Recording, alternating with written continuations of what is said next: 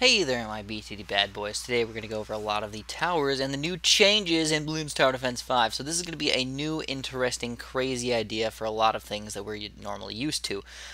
There's a lot of tower changes and buffs and maybe a nerf here and there, but mostly buffs to towers or just changes to towers. And I think overall they're mostly really reasonable changes, and I think they can definitely help us out in playing maybe more cool games with battles or different ways to play BTD5 than what we're used to. We're always used to going to the same towers: super monkeys, cannons, boomerangs. We spam the crap out of those guys, maybe a little bit too much, with a couple other random support towers here and there.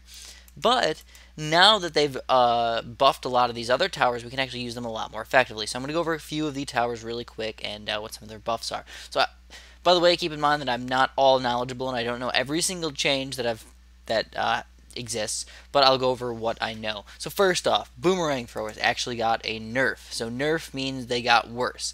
And what the nerf was not this great upgrade, not this upgrade, but this upgrade, the Glaive Ricochet. Glaive Ricochet is now $1,500 instead of $1,250. So about $250 more expensive. Is it ridiculous? Not ridiculous. But I'm not sure if these changes happened in battles yet. I know they happened in BTD5 first, and then they might go into battles, and then they probably will go into Bloons Monkey City as well. So that's just what we got going on as far as the upgrades go. So yeah, Boomerang Thrower, not too many changes, but definitely, 3-0 Boomerangs, they're pretty overpowered, especially in battles. Next thing, Ninja Monkeys. What?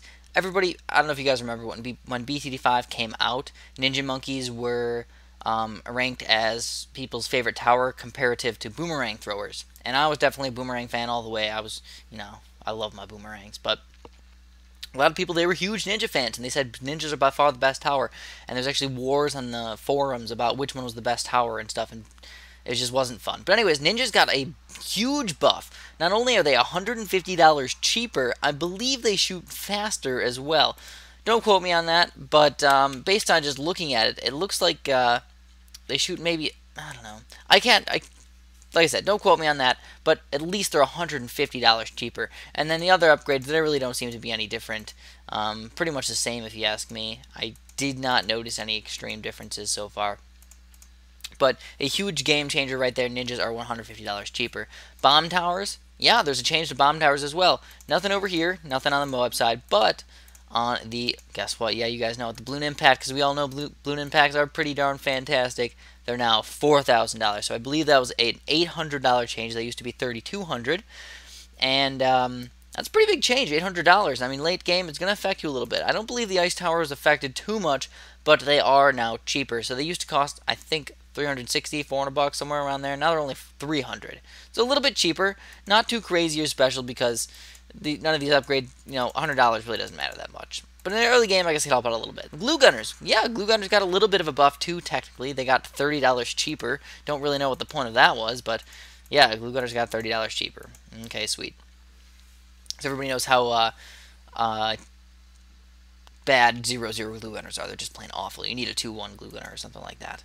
Or at least a 1-0 to be somewhat effective. And then here is probably the biggest change, or at least the most fantastic change, that I've always been asking for, and I think it finally came. I'm happy about it.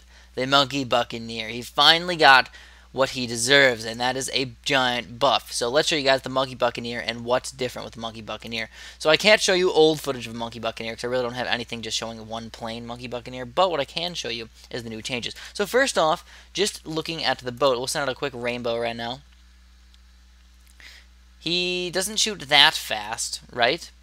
And then try out how about getting this Grape Shot right here. So it's $500 now.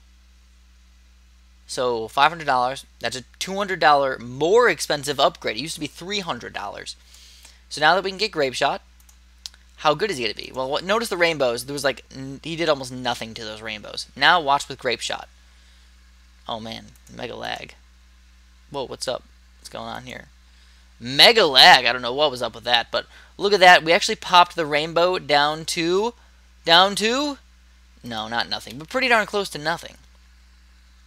So let's try one more rainbow here, just because I did not like that lag at all. And there we go. It looks like he popped it all down to absolutely nothing, that rainbow. That's pretty awesome. That's a $500 upgrade. And now in faster shooting. So not only did it look like his Grape Shot shot,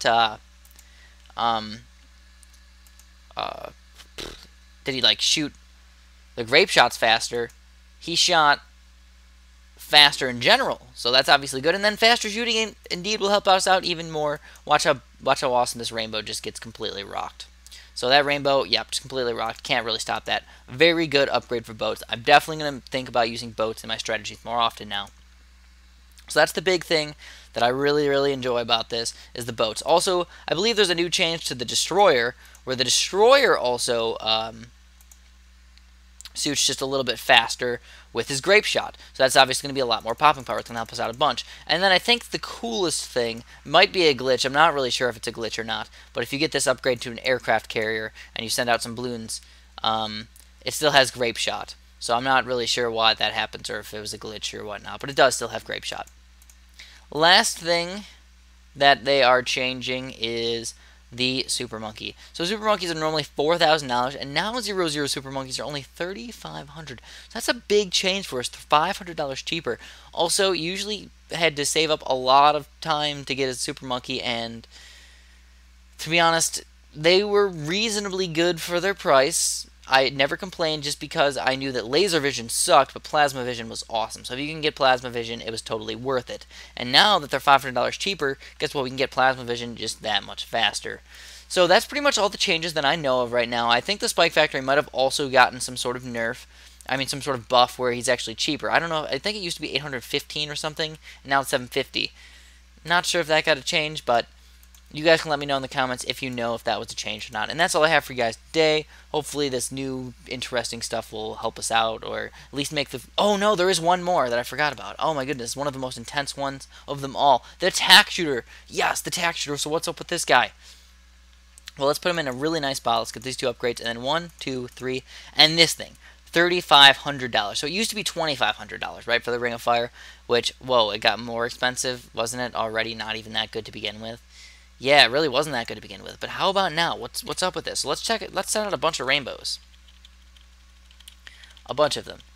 And you're noticing that this guy alone... Oh, no, I got the Super Monkey there. So this guy alone is actually taking down rainbows down to pretty much nothing. He is amazing right now.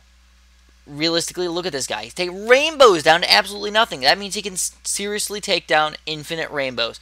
Infinite ceramics, definitely a different story. He cannot do anything versus ceramics. Not nothing, but he does a lot more damage, and it's definitely an interesting thing that we could possibly use in the late game. So Ring of Fire is very, very cool. In fact, they might even be a little bit overpowered now, but I have to incorporate these into my strategy just a little bit more. That's all I got for you guys today. Thanks for watching, and have a good one.